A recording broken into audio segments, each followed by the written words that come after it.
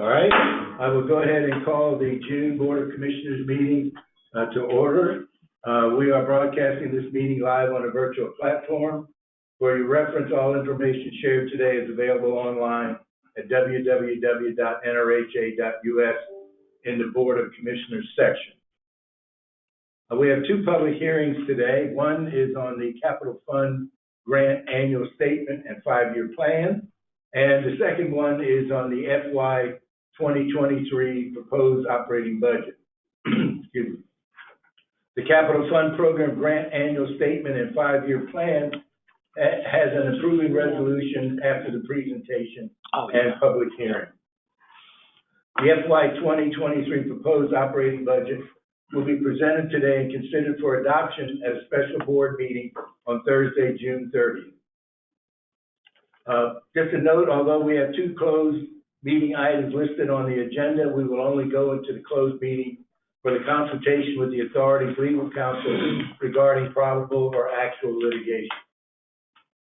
Additionally, you'll recall the regular board meeting scheduled for Thursday, May 12th was canceled, and items requiring board action were presented at the Thursday, May 19th board retreat at the Salvation Army Ray and Joan Kroc Center.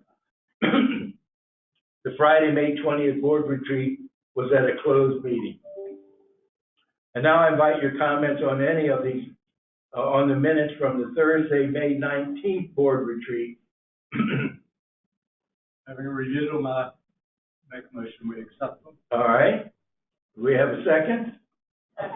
I'll second. Ms. Carnes? Mr. Albert? Aye. Ms. Purrier? Mr. Gresham? Aye. Mr. Masaccio? Aye. Also, because we had the two sessions, I invite your comments now on the minutes of the Friday, May 20th board retreat. Yeah, a motion to accept. A second? Second. Ms. Carnes? Mr. Albert? Aye. Ms. Purrier? Aye. Mr. Gresham? Aye. Mr. Masaccio? Aye. Okay, Executive Director comments? Okay.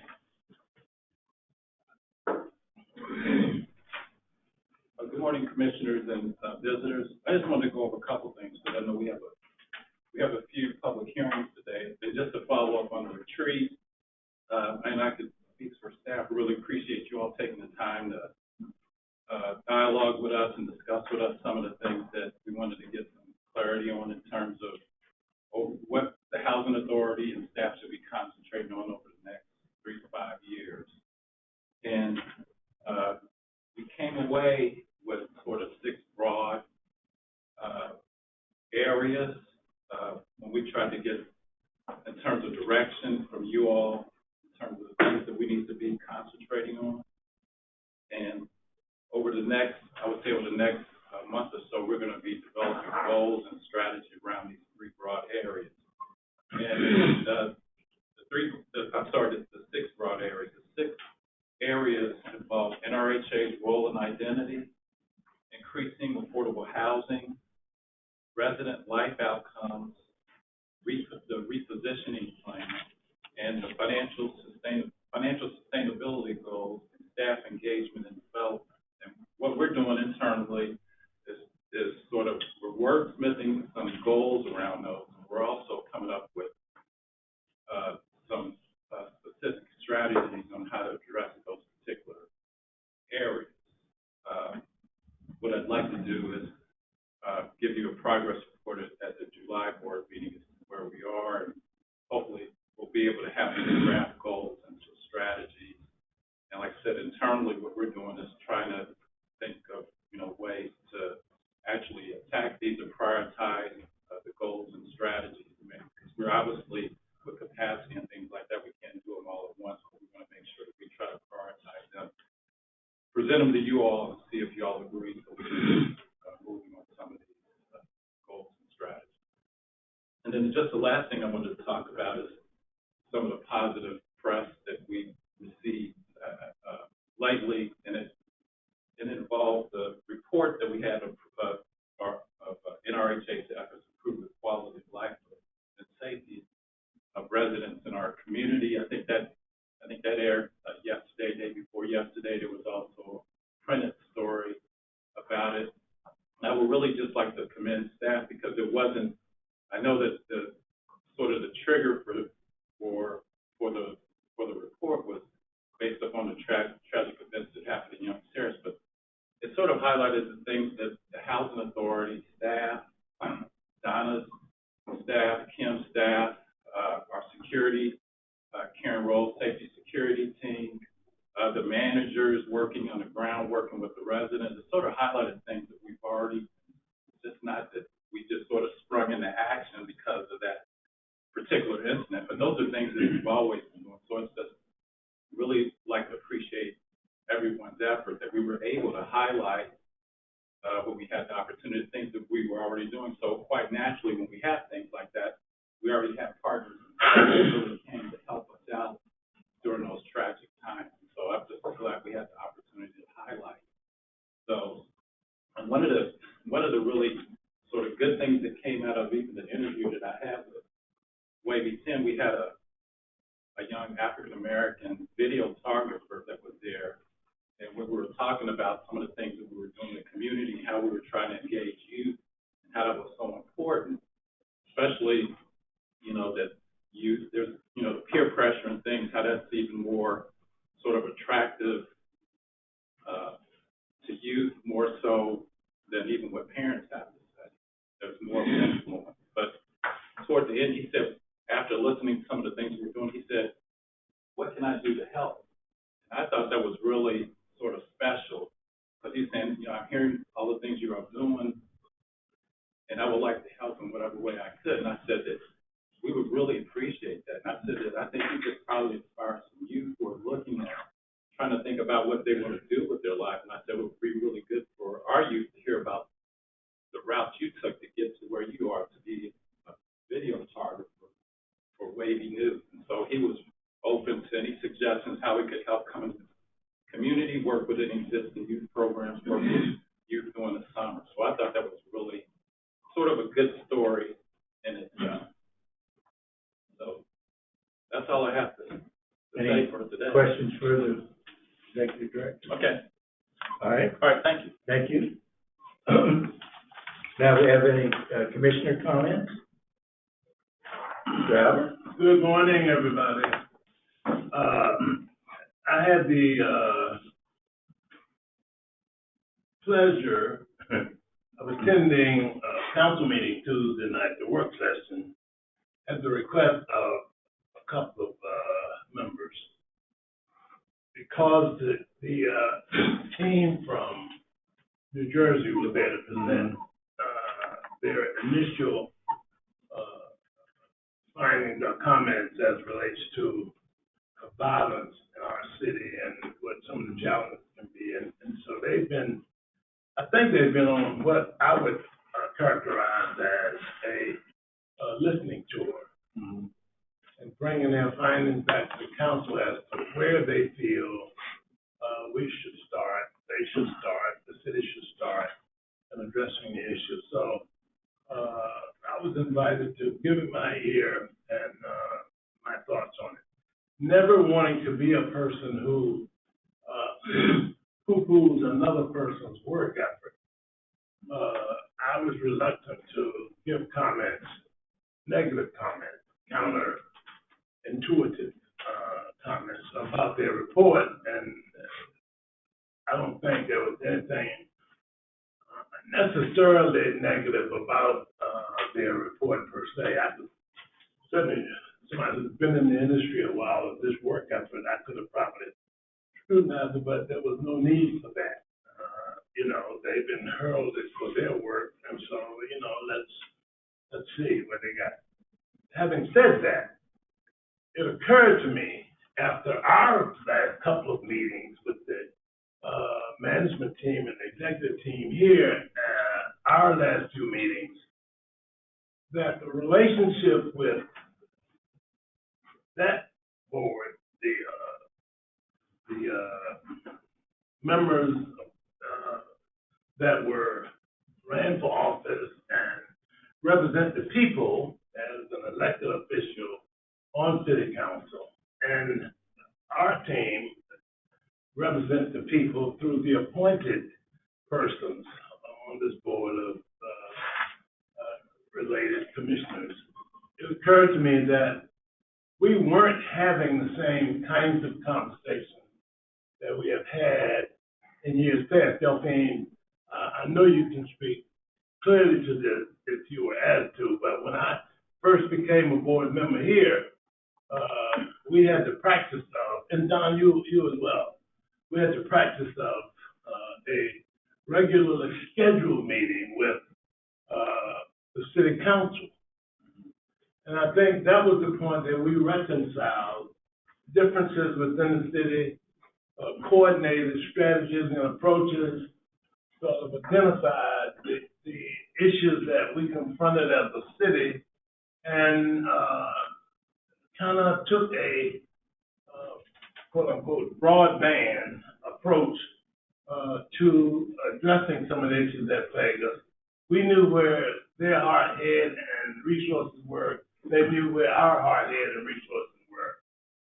My comment this morning is, at some point, Mr. Chair, I would like us to discuss the possibility of getting back to regular meetings with the council. I could see the utility in a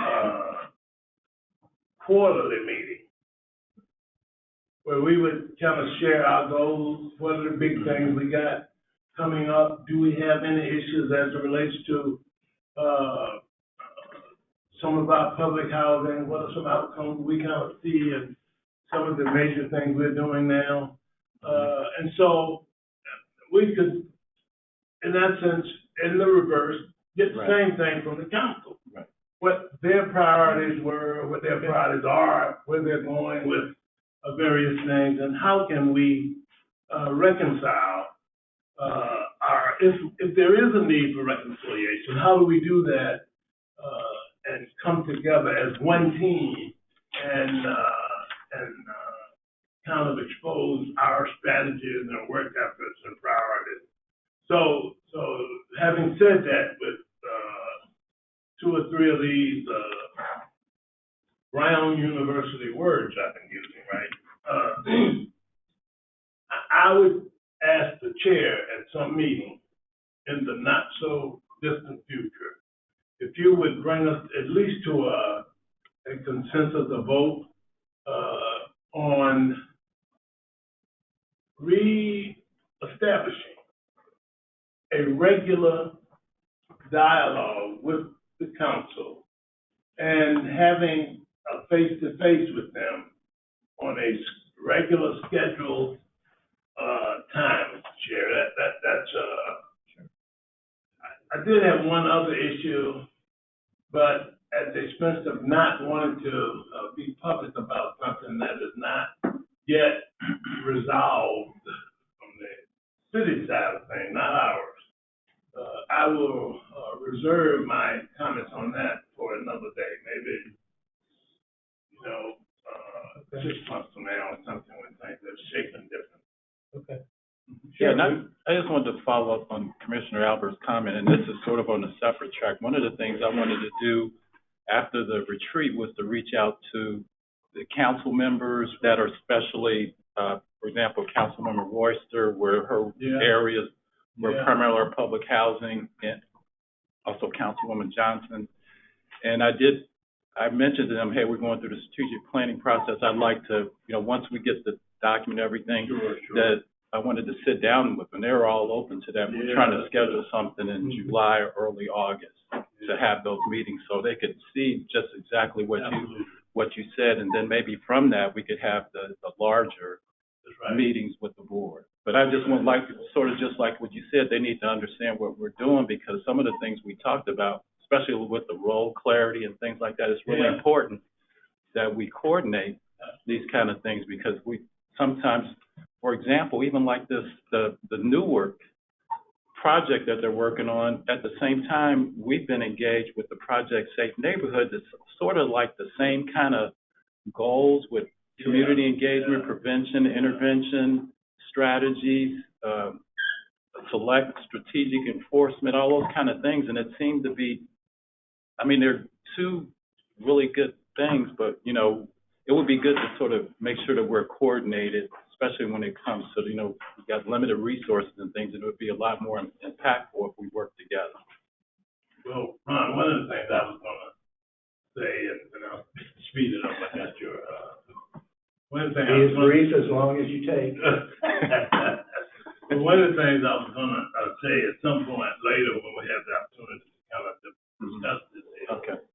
I think, on our side of things,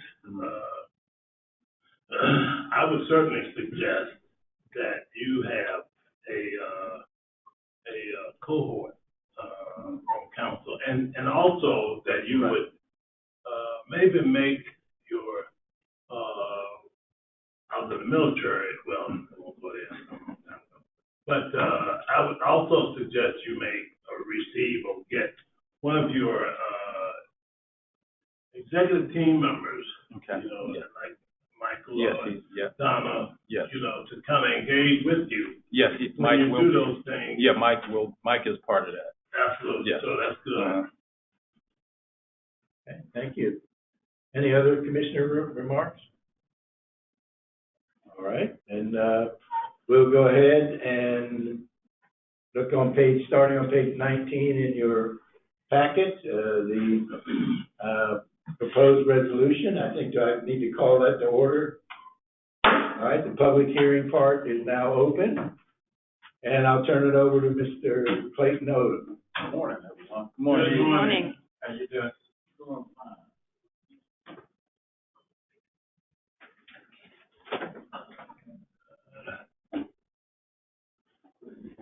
Presentation up.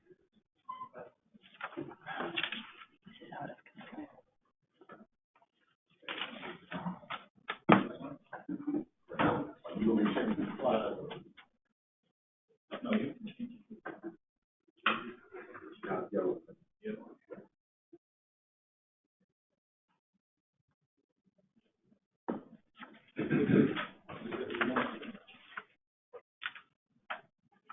You have to point to the remote work. Oh, just like. I know. This ain't working on the technology. I know.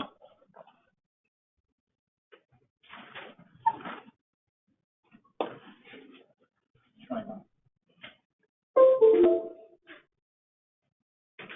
Red button.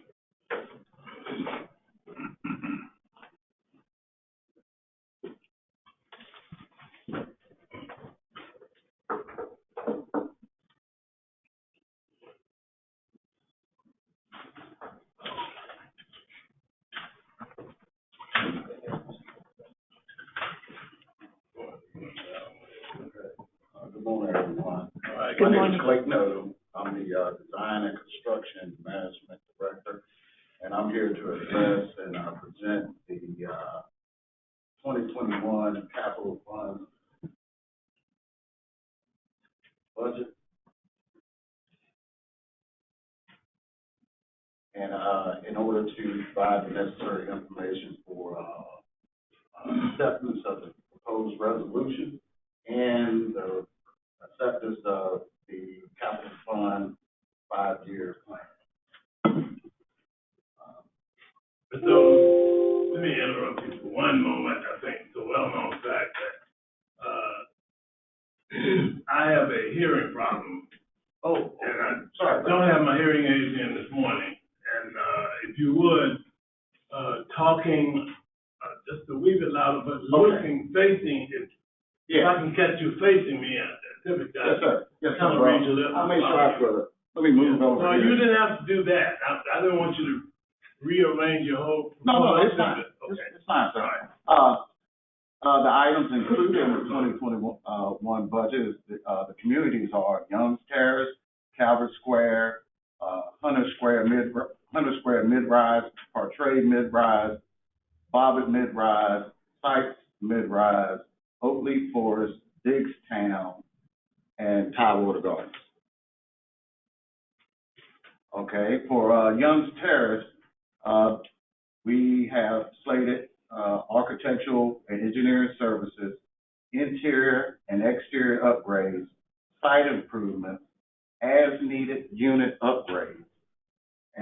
budget amount for, Young's Terrace is $900,000.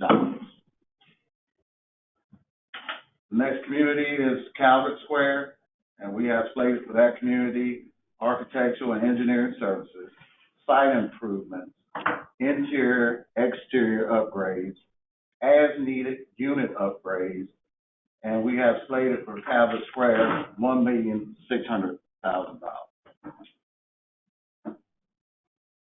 Hunter Square Mid-Rise, we have architectural engineering services, exterior upgrades, mechanical upgrades, ADA improvements, unit upgrades, and we have slated $1,048,821.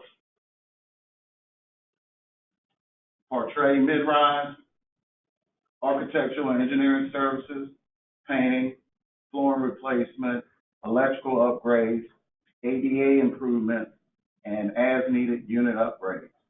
And we have slated $652,000. Bobbitt Mid-Rise, we have slated for that community architectural engineering services, plumbing upgrades, window replacement, ADA improvements, and as-needed unit upgrades. And we have $875,120 for that.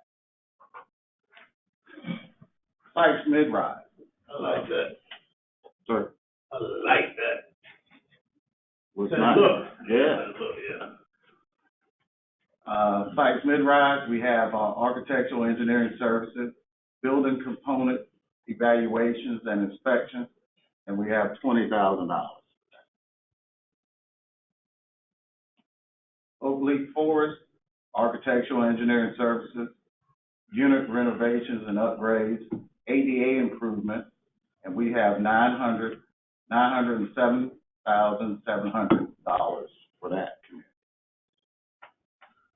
Tidewater Garden, we have architectural engineering services and support of the demolition services in Tidewater Gardens. And we have $1,554,000 for that. Diggstown, we have architectural engineering services, and the budget amount for that community is $26,000. Authority-wide, administration, salaries, fringe, miscellaneous administration, we have $842,627 for that. Now, what I have here is which is in your packet, is a page from the capital program 5-year action plan, and it lists year 1, 2, 3, 4, and 5. And this is the second page to it, which indicates the dollar amounts that I just covered.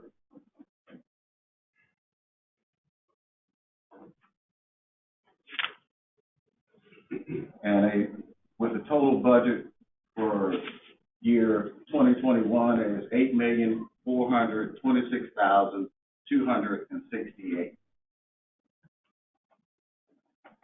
And what I did here is I inserted in a process in which, for your information, of how we are formulating the projects and the budget for each one of the capital years moving forward. This is how to request a capital budget. Here's our capital fund project request form that various departments actually complete this form for any projects that they might want to have reviewed for approval. And this is our capital fund budget timeline. This is the process that we'll be taking moving forward. And that concludes my presentation. Any questions? Question? Yes, Suzanne? ma'am. Hi, Mr. Rhodes. How are you? Good morning. The budget, for the individual communities, are there flexibility there? Yes, there is flexibility. There is fungible, so Yes. should Young need more than $900,000 and Calvert hasn't spent their $1.6 million, you can make issue of moving And if they're funds. not tied to specific, Correct. funding streams, that Right. would limit No, that flexibility. The only thing we will have to do is whatever project we take from another community, add to another one, we'll just shift it. Yeah, I to the understand next that, budget. but, thank you. Other?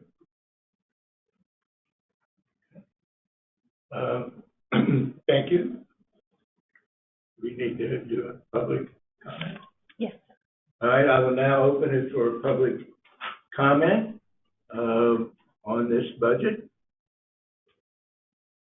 All right, hearing none, I guess we do the resolution, is that correct? Yes, sir. Okay, a resolution to adopt, I'll entertain a motion. So moved. A second? Ms. Carnes? Mr. Albert? Aye. Ms. Puryear? Aye. Mr. Gresham? Aye. Mr. Musacchio? Aye. Let me just check, is Ms. Arrington dialed in yet?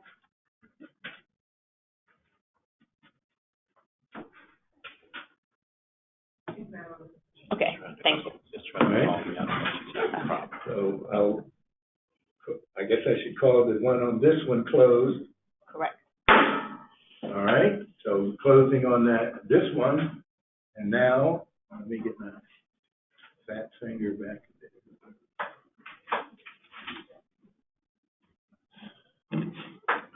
We will now move on to the 2023 Finance and Administration. Can we go through item 3.2, the development activities report, just to see if the Oh, commissioners... I'm sorry. Yeah, there we go. That's not part of the, Not yet, just a Right. second, item 3.2. right, but that's not part of the public hearing. It's not. Thank you. Development reports, any questions on those, comments? All right then, thank you, Ms. Carn. We'll now go ahead and we'll take a look at the finance and administrative operations, which starts on page 43. And I will now call that presentation and public hearing to order and turn it over to Mr. Scott Ponce. Good morning, everyone. Good morning, sir. And again, that begins on page 43 in your packet. In following up with Ron's comments about the planning and the strategic initiatives, the first step was to present our budget for 2023 based on historical operations and based on our snapshot of where we were. This budget represents that. I am not going to go through the individual pages unless the commissioners would like to do that. I do want to highlight some things. As we've noted, while we are seeing our revenue streams increase or be flat from the city side, increasing between 2.5% and 3% on the HUD side. We all know where our inflationary realities are as far as that goes, and those forecasted assumptions are in this budget. We have a cover memo that Mr. Jackson has included that notes the wish for a 5% across-the-board staff increase, and also the wish that the Housing Authority take on the health insurance increases, which amount to about 6%, as well as other items. But those are the two, I think, that as far as operations and staff, we want to get in there as well. There are vacant positions in this budget. That is something through our initiatives going forward that we are under the financial sustainability section of the retreat and the goals. We will be taking a very hard look at that. We are also, this budget, you will note, is substantially smaller than it's been in the past as far as the actual book and content. That was part of the recommendations that the TAG report came to us, and we have implemented those, at least on the macro as far as this budget that's coming to the board. In the micro and in the background, we still do the same task that we have done in the past. Fiscal 24 will be where we start to modify that process by consolidating our projects and just by moving to a more simplistic model that will match and tie to the quarterly financial statements that we provide the board and the monthly financial statements that will be available for staff beginning in August for July numbers. We've put a lot of work in. I'd like to commend Rebecca Burris and Ronald Ho, who are our budget staff, on their work on this project. They were kind of running two tracks for a moment there, and they were able to come back and get this report to you. Behind Mr. Jackson's memo is a memo from myself to the commissioners.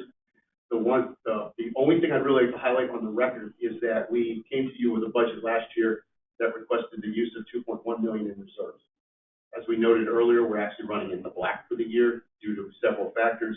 Oakmont and Merrimack performing better than expected, and the management initiatives on vacancy management that we've done during this past fiscal year.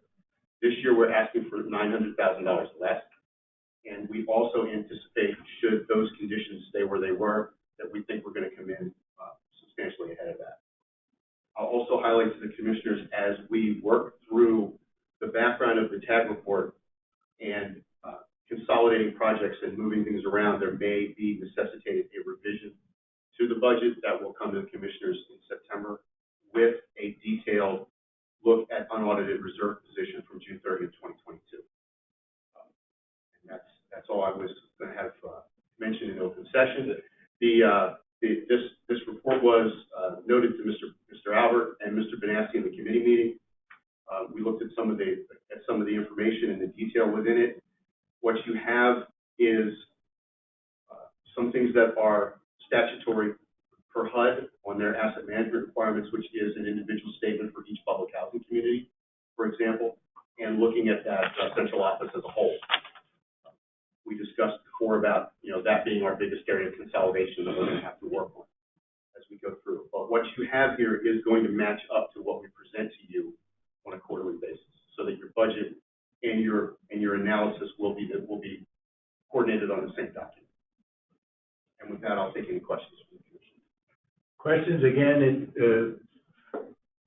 starting on page 45 is Ron's message, and then starting on page 46 is Scott's presentation. Any questions for Scott at this time? And again, thank you for simplifying it. We've gone from a gigantic book down to things that even I can understand. So we appreciate it. Was it open for public comment? I'm getting the Oh, okay. first. Once we get to that stage. I just didn't know if Mr. Albert from the committee meeting, if you had anything to add, which is fine if that's no. No comments from me, except to say that, I think I can speak for Ken as well, that, we, really should demonstrate a good level of, respect for the work that you do and the way that you have maintained, the standard of integrity and our financial, quote unquote, pothole. It's a mess to step into, but coming out of it when you have competent leadership and,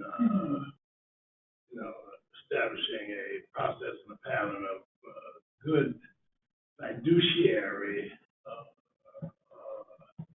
accountativeness.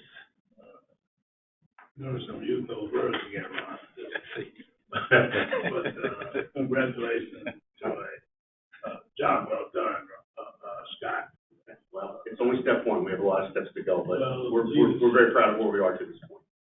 Scott, can you just help this dinosaur understand the low-income housing deficit that's shown? We are, I should mention that. What's shown on the page is a $1.2 million deficit. What we did was we placed all of the needs from the management staff as far as property operations and maintenance in the budget. We are meeting later today on the capital fund, as Clayton had spoken to. There is the ability within the capital fund to reallocate money to management, which is what we're going to do to balance. So we anticipate this being a balanced budget for low-income public housing once we get to step two. Okay, thank you. Okay. Yeah, we didn't want to cut back on that because, we've got maintenance needs. So we didn't want to try to cut that one back when we had a source of funding to fill that gap. Other comments? All right, I will open it for public comment. We have someone. We have All right, do we have someone? I think. Yes. Is it on the budget spring or on The something budget. else? Is this just on the budget? Okay. It was just a question.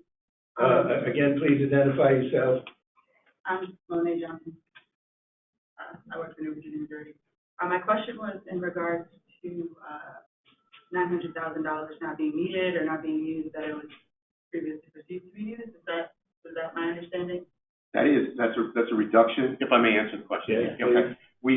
It's a reduction in the amount of reserves that will be needed to maintain the budget for this year. Okay, so will that be like reallocated to then to the community, or where does it go? It's reserves that will not be used. Okay. All right, thank you. Others? If you would quickly check the hallway to see if there's someone.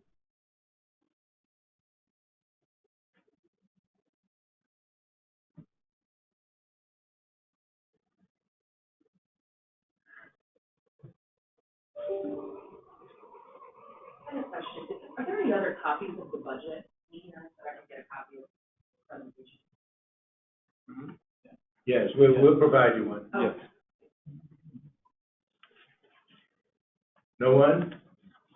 Mr. Commissioner, I checked the hallway and we have no additional comments from the All right, then, I'll entertain a motion to approve. No. No, not yet. No. Not till Thursday. Yeah, we'll come back. Next, I mean, the 30th. No, not today. We're not approving today. I was going to approve the closure. Oh, yes. Oh, okay, yes. Yes. That can be approved. Approve the closure, yes. So moved. All right. All right, I will call the public hearing to a close on this budget. Thank you very much. Again, as pointed out, there's still opportunity for individuals to comment online, and those will be considered, and we will, in our next meeting, the June 30th meeting, we will, again, take a look at a resolution to approve the budget. All right, I think our next item, thank you, Scott. You're welcome. I'll just stay. Okay. Rather this one. PowerPoint. And we're ready for Mr. Jump? Yes. Good morning again. I would like to reintroduce to the board Mr. Donald Jump, who is the managing partner of Jump Perry and Company CPAs from Toms River, New Jersey. They are industry specialists with auditing of public housing authorities and school boards. He's been our auditor now. This is his third cycle, and he is here to present an overview of his work and the results of the 2021 financial and compliance audits.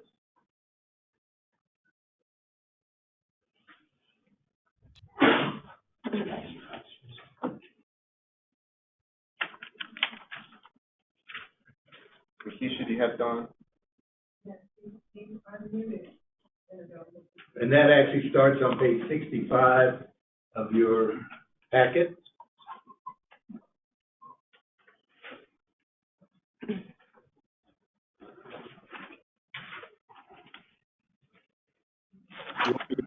Scott, we set up. There you are. We have you now, Don. Okay, good morning. I don't know if the PowerPoint is up. I can't see that. If not, perhaps you have it in your packet. We do. Okay. Then I just wanted to let you know. Now up. I did meet with the Finance Committee meeting on Monday, and we reviewed the results of the audit and went through the reporting package, and I just wanted to make that presentation today. So page 1 of the PowerPoint, the first slide is just the title page, and then we go into the index, which is slide number 2, and that's just telling you the areas we're going to cover as we're going to cover them. We have over 140 pages with the supplementary data in the total package, so I thought it'd be easier just to go through these slides to summarize what's in there. So we're going to cover all those items that are in there. if you want to move to the next slide, which is slide 3, there it is on the screen. Just back one, if we could, audit report summary. I don't know. I don't think I can move that from here. Back one to number 3, right? Or back to. Yeah, back to slide number 3. There we go. Okay. So this is the most important for me. This is the results of the various audit reports that we issue throughout this entire package. There's the audit report on the financial statements, which we'll get into. We'll get into all of these a little bit later. Then there's the governmental auditing standards report on financial statements, internal control and compliance. And then, of course, the uniform guidance report, which is the report on your HUD awards, and then a couple of agreed upon procedures types of report. Basically, they're all unmodified report. There is one finding when we get to the uniform guidance report, which we'll cover in detail later. If you could go to the next slide, please, slide 4. Don't know if you can advance that. There we go. Well, I don't see it on the screen, but the overview. So if you look at the whole package, it's broken down into 5 really. There's the auditor's report on financials, which we're going to get into in just a moment. There's second area is management's discussion and analysis, and that's probably the most important section for board members, because that's a very good explanation of how the year went, how it compared to last year, what's expected in the future. So of all the different sections, I would say that's the most significant one. Then that's followed by the financial statements themselves, including over 40 pages of footnotes, and then required reporting for governmental auditing standards and uniform guidance, which we'll get into. And then very lastly, supplementary information, which includes the report that has to go to HUD's REACT system. So then if you would move to slide 5, we'll start with the auditor's report on financial statements. It's important to know who's responsible for what. So when we look at this whole package, and management has certain responsibilities, the board has certain responsibilities, and then of course the audit firm has certain responsibilities. So to begin with, management is responsible for the preparation of the financial statements, including all of the disclosures. They're also responsible for making sure that internal controls are in place for the financials to be free of material misstatement, whether that's due to just errors or due to fraud. Also, management has to make sure that we as the auditors have access to all persons that we need to speak to and documents we need to look at to obtain the necessary audit evidence. And management's responsible to comply with laws and regs. And at the end of the audit, management has to provide the auditing firm with written representations as to a lot of these items and more, which of course you have. If you would then move to slide 6, we continue on somewhat with management responsibilities, but the first section is a combination of both management and board responsibilities, and that's to establish and maintain a culture of honesty and ethical standards within the authority, and also to make sure that the authority operates in a fashion that complies with all the various laws and regulations that they need to follow. And then lastly, that the financial statement reporting complies with those laws and regulations. And then the board on a standalone has the responsibility to provide oversight, as that's what boards do, not only of the reporting process and internal control, but of the management programs and controls designed there. So then if we would move to slide 7, what are the auditor's responsibilities? Well, we have to express opinions. So we have to say that everything did work, everything complied, your internal control was in place, your financial statements accurately present your statement of condition, etc. So those are the opinions that we expressed that we reviewed earlier. We also have to perform audit procedures, obviously. We have to obtain evidence supporting financial statements, amounts, disclosures, make sure that everything is according to governmental accounting standards, as well as governmental auditing standards, uniform guidance, compliance with laws and regs, compliance with major programs, and then we have to communicate all of this to the board, which is one of the things that I'm doing today. And I just want to point out that we talk about the audit, but it's really two audits. It's really one audit over the financial statements, and then it's another audit over the HUD programs that you've received. So we're going to get into that report shortly. Then if you go to slide 8, as part of the audit process, we just have to determine what our significant audit risks are and determine the audit focus areas. And in this audit, the focus areas were HUD grants, component units, notes receivables, and pension and other post-employment benefits. Then on the next slide, slide 9, there's over 40 pages of financial statement disclosures and footnotes. I just point out here a couple that I think are more significant than others. First, your note 1 that just discusses all of the various accounting policies that you have in place. Also, note 1 describes all of the component units that fall under the authority, both those that are blended and those that are discrete. And then note 3 is significant, lists all of the various notes receivable. And then finally, notes 8 and 12 discuss your pension liabilities as well as the other post-employment benefit liabilities. Then slide 10 is our second report, the Government Audit Standards Report.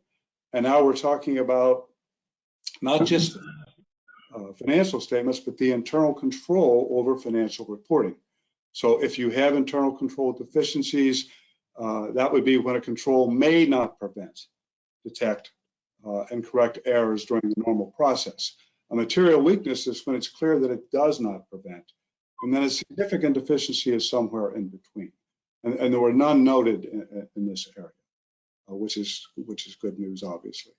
And then if you go to slide 12, now we have the third report, which is the major program compliance and internal control over compliance. And each year we rotate the program. So this year we chose Housing Choice Vouchers, and we also chose the Choice Neighborhood Implementation Grant. And if you go to slide 12, I just wanted to point out, you can see your Housing Choice Voucher program for the year. These are expenditures under Housing Choice Vouchers were in excess of $41 million. And that's compared to a total of almost 68 million. So you can see a very significant part of your total program expenditures from HUD are in Housing Choice Vouchers. And then HUD dictates the compliance areas that we need to look at. Activities allowed or unallowed, allowable cost, eligibility, which has to deal with obviously if the tenant meets the eligibility requirements to get HUD assistance, reporting both monthly and annually, and then various other special tests such as inspection reports, wait list management, things of that nature. And then if you go to slide 13, the other area was Choice Neighborhood Implementation Grant. That was $1.2 million, obviously a lot less, but an important program. And again, we rotate so that over time we hit all of the programs. And some of their compliance requirements are very similar. There's a few additional ones. There is a 5% match here required. There's also procurement issues, meaning going out for bids on items, reporting any program income, and then there's some special tests as well. If we go then to slide 14, our report says major program compliance and internal control. We did not find material weakness in internal control or compliance, but we did find a significant deficiency, and that related to eligibility. And I'll go into the detail of that on the next slide, slide 15. So one of the things we do is we test the tenant files. In this case, we selected a sample of 60, and we look to see if the housing assistant payment subsidy, that's what's subsidized by HUD, was calculated properly. And in 3 of those 60, we did find incorrect calculations. Not significant amounts, but that from HUD's perspective, that doesn't matter. So our recommendation is that you perform at least a second review of that calculation to perhaps find those errors as they're occurring. Management's written a response. The findings and the response begin on page 70 in the report, 70, 71, 72. But management basically saying they're going to go through a process of training and retraining, as well as having individuals recheck their work, and then also have a monitoring process to solve this issue. If we then go to slide 16, almost done. There are some additional required communication that the auditor has to have with the board. One is if there's any qualitative aspects of accounting policies that we're concerned about. There were no issues. There were no real difficulties encountered in the audit process. Corrected and uncorrected misstatements, virtually nothing. There might be a few minor adjustments, which are normal. No disagreements with management. Standard representations in the representation letter. Management did not consult with other accountants regarding any accounting policies. And then lastly, the few other matters, which is on slide 17. And that's just simply, COVID has created a lot of issues for a lot of people, and housing authorities are not immune to that. And one of the things here this past year clearly was some staff shortage issues, which did draw out the process. Also, the central office cost center, we've brought this up in the past. The level of detail we thought was quite cumbersome, really, for accounting to handle. And Scott did address that in his budget presentation, and that was also a recommendation by TAG to make that level of detail less, so it'd be easier to actually perform the normal operations. And then lastly, just there's something called the Governmental Accounting Standards Board, GASB, and they're busy out there writing new statements all the time. And there's a few coming down the road that may impact the authority. Leases, we may have to capitalize leases if you have them. We haven't begun to review yet. They're effective for fiscal year 22. Conduit debt obligations, which do not apply. And omnibus is just a few odds and ends correcting some other GASB statements that are out there, including some of the other post-employment benefit items. And then if you do have subscription-based software, there may be a need to capitalize those. I don't think you have that as well. And then lastly, for component units, we may have to, if it's applicable, disclose any pension and other post-employment benefits in footnotes for those entities, which wasn't required in the past. So that concludes my presentation. I'd be happy to try to answer any questions. I also just want to thank the entire authority staff and their help in getting through this audit, and in particular Scott and his staff. Thank you. Questions, comments? No, thank you. Okay, And again, there's quite a bit of information starting on about page 70, which has all of the things that, the background that he's talked about, a lot more information. Yeah, and I just wanted to point out that the report that was in the packet did not have the response in it. That was added in the last day or two, so there's another draft. The reason it's a draft, everything is done. The reason it's a draft is, as Don mentioned, there is a supplemental schedule that has to be printed and included in the report, which is our upload to HUD. That's another 50 pages. So what we try to do to keep it simple was, we're telling you that is the final report, but it says draft because we have to add that document in before it goes final. We'll make that available to everyone electronically. I don't think we all want paper copies anymore once that's done. I'd like to go back a moment for what Don had said about management's discussion and analysis. I would also highlight the fact that if the commissioners are going to spend any time in the audit report, that's where you want to go. Every time the Governmental Accounting Standards Board makes a proclamation, it makes the balance sheet mean less and less to the layman. We've got a liability on there for unfunded pension, which is just because they say you have to. It's not a check we're ever going to have to write.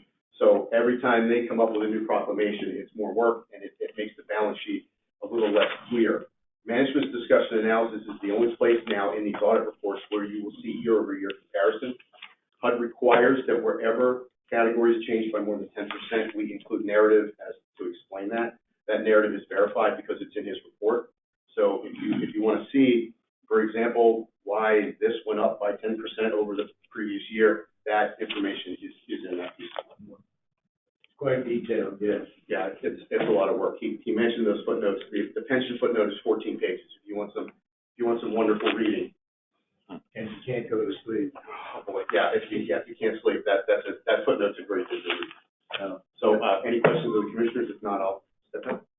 Anything, folks? Any questions we should be asking? No, we're okay. You've asked them already. Just check. Just checking. Yeah, that's right. Well, thank you. Thank Scott, you. thank you, Mr. Jump. Well, Thank you. I guess we'll look at previous month's activities. Again, those lists are there. Any comments on those? All right. No, I didn't have any. All righty, thank you.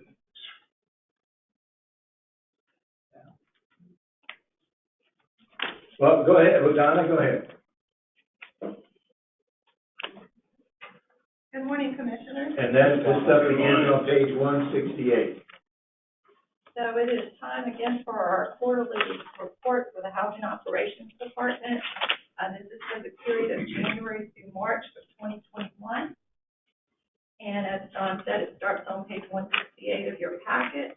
I will be highlighting the 4 Housing Operations Departments and then hitting on the Capital Fund Program as well. I do have directors and staff online in case there's any questions that anyone has.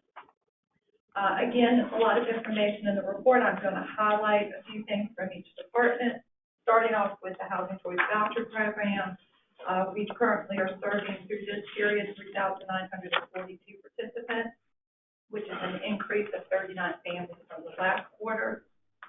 We had 25 new landlords added to the program during the quarter and conducted 1,193 HQS inspections during this quarter. For Facilities Management Department, they've been very busy working on a lot of water issues and HVAC system repairs. We've also had them assisting the properties with upcoming REAC inspections that were held in May and June. And I'm very happy to say of the 3 inspections that were done, they all received a score of 90 or higher. So we had a lot of the team working really hard to make those scores be in the high 90s. For the Property Management Program, we have 3,177 units in total with an occupancy rate of 97.71%. This, of course, does not include the Tidewater Gardens or the Dickstown Phase 1 that was part of redevelopment last year. For public housing alone, we're at 97.94% occupancy rate. Our tenant accounts receivable for the end of March was at 5.84%. Compared to last year, this time we were at 2.83. And then for eviction totals for this quarter, through this quarter, we had 9, which is 37%. Compared to last year's quarter, we were at 13 at 0.53%. For the Safety and Security Department, they've been very busy working on efforts related to increased awareness in our community. They've been getting out and attending resident meetings in all of our communities to talk to the residents and to strategize on how we can continue to address safety concerns in our community. They did participate in 41 informal hearings between both the Public Housing and Housing Choice Voucher Program and continued review of the trespass ban policy listing and have removed 24 individuals during this period. In reference to the Capital Fund Program, you'll see details of the projects that they are currently working on, including carbon monoxide detector installations, demolition work, and Tidewater Gardens, as well as a number of other items that has been planned and scheduled. So the next quarter that I will be coming back to you will be the April through April through June of this year, which will close out our fiscal year. And again, I have staff and I'm available to answer any questions that you have on the information presented or anything that was in the report I didn't cover today. Questions or comments? No? Thank you very much. Thank you.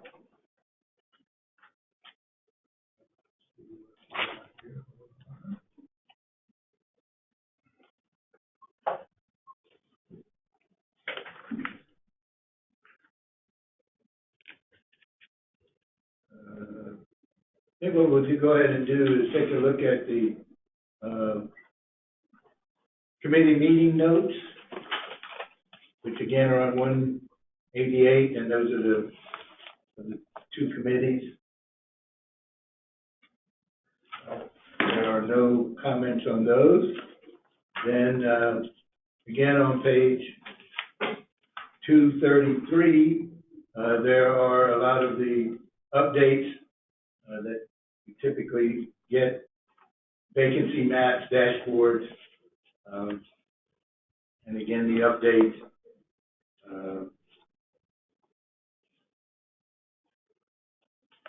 for those. And then, let's see, next is, again, any questions so far on anything? If not, then what I'll do is before we do go into closed session, I'll open it up for public comment. Again, we'd like for anyone who wishes to make a comment, again, introduce themselves by name and address and identify a specific topic upon which they wish to comment. Please limit your comment to 3 minutes. Constructive feedback, and again, if there are specific questions that may require additional time, then we will certainly get back to the folks with that. Again, if something comes up later on, you can always submit something at ngihan@nrha.us, and again, that's for Neely Gahn. So if anyone has any of those comments. I'll now open it up for public comment. Anyone wishing to comment? This is Secret. At this time, we have 2 in-person comments and 1 question in the chat. So we will allow the in-person comments to go first. Please, all right. First, we have Mr. Vincent Hodges of 622 Raleigh Avenue, I'm assuming, Norfolk. He's with the New Virginia Majority, and the topic to address, he will address as he speaks.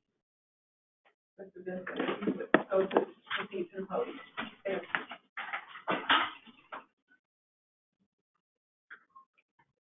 Morning. My name is Vincent Hodges, 62 Raleigh Avenue, apartment number 4, Norfolk, Virginia, 23507. And I'm here to talk about a few things since we've not been able to come into real open and transparent communication since, I don't know, let's just start with last City Council session where the NRHA was asked to come in and speak. Since then,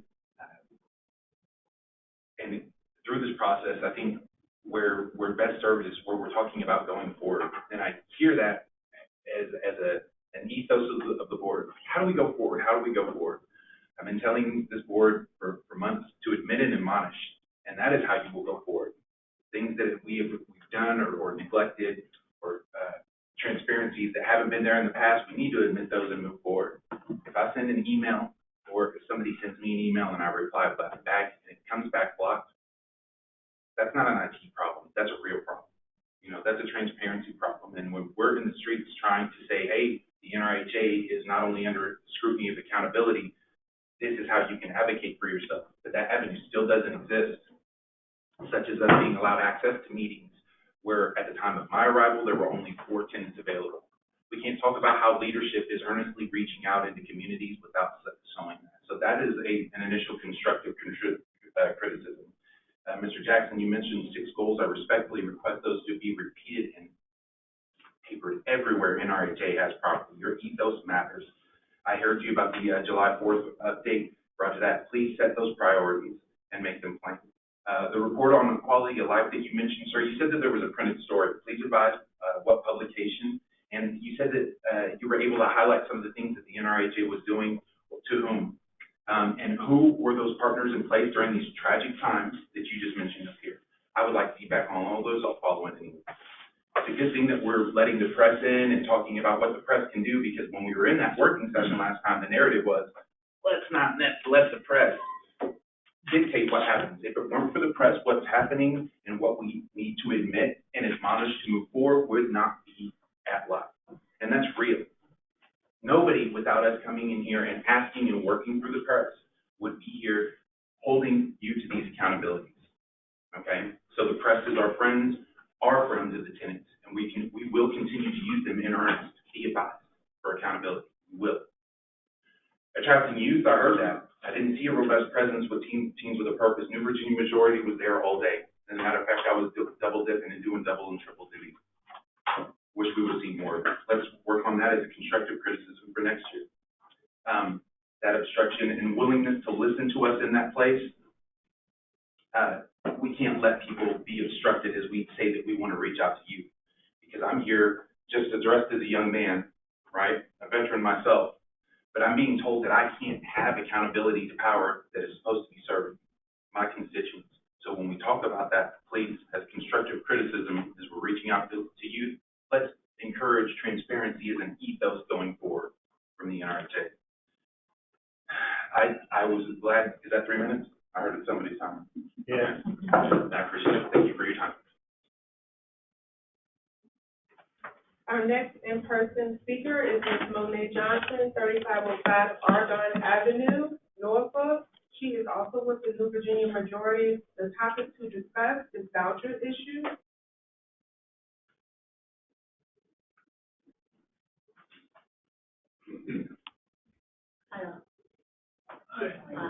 So I was always back in the city of NRHA. Y'all know the only thing I care about is the residents. Like, I don't care who's responsible, what's happening, it's how do we figure out what's best for them. And I think that we need to be real about the voucher situation. Like, forget the blame, forget everything that's going on. There's people who need homes, they don't have them. And we don't have the stock. And so when there's an announcement that 261 units are being built and only 8 are for voucher holders, how do we realistically say we're prioritizing spaces for these people? Like, we know, because people are being double moved and things of that sort, that what we're doing right now is not working.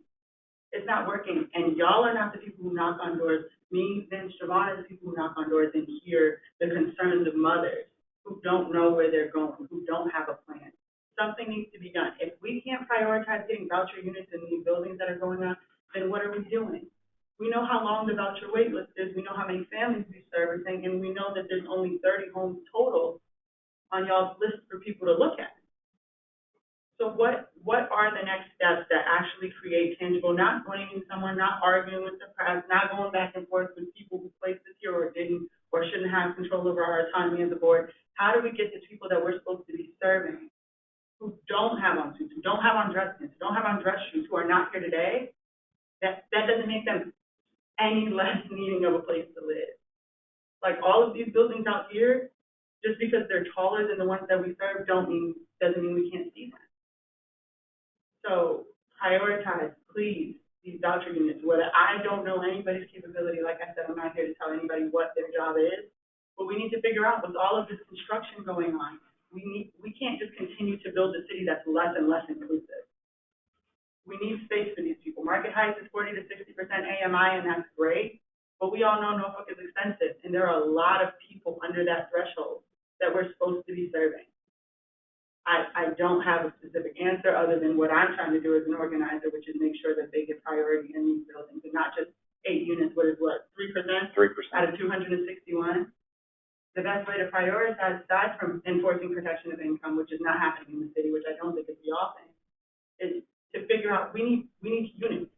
We don't need arguments, we don't need discussions, we don't need debates. We need units for these voucher holders, because people waiting to get a voucher is still 3,000 people. So if we can't place people now, how are we going to place people who are still in need? That's all I got. Thank you. Thank you.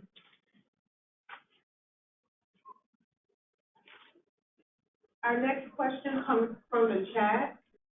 It's pretty long, so I will paraphrase. There is some concern about the Norfolk Nighthawk Nighthawk program, returning back July 1st, with the times only from 9 to midnight. And there is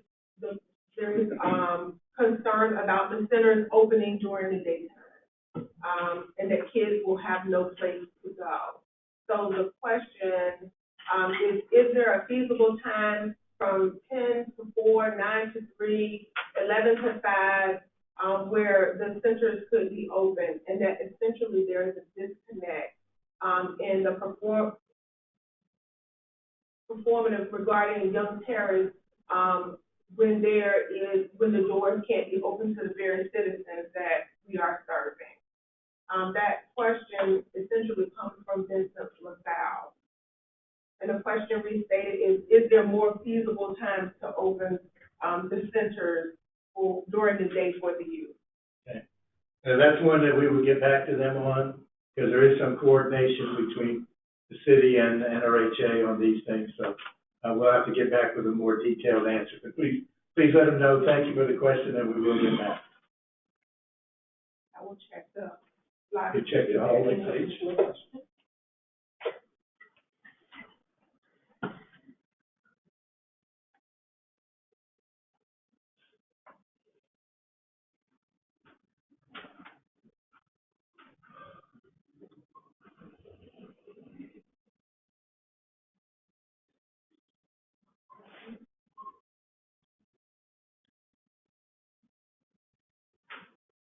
Mr. Commissioner, at this time, there are no additional questions or presenters interested.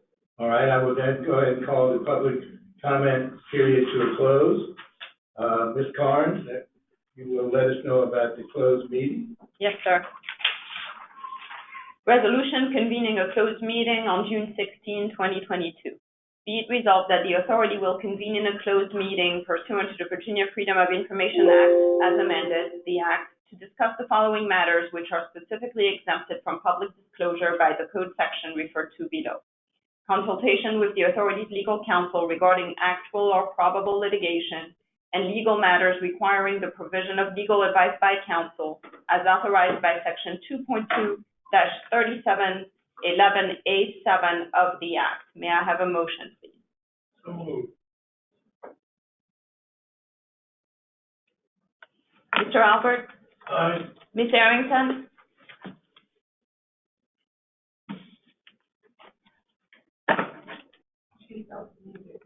Ms. Arrington, you need to unmute yourself on your end. Oh, yeah. Okay, hold on. Thank you. Ms. Purrier? Aye. Mr. Gresham? Aye. Mr. Musacchio? Aye. Okay, what we'd normally do is take about 5 minutes or so. And again, realizing that you are not to discuss any business whatsoever during that time. Thank you so much. We'll now move into a closed session.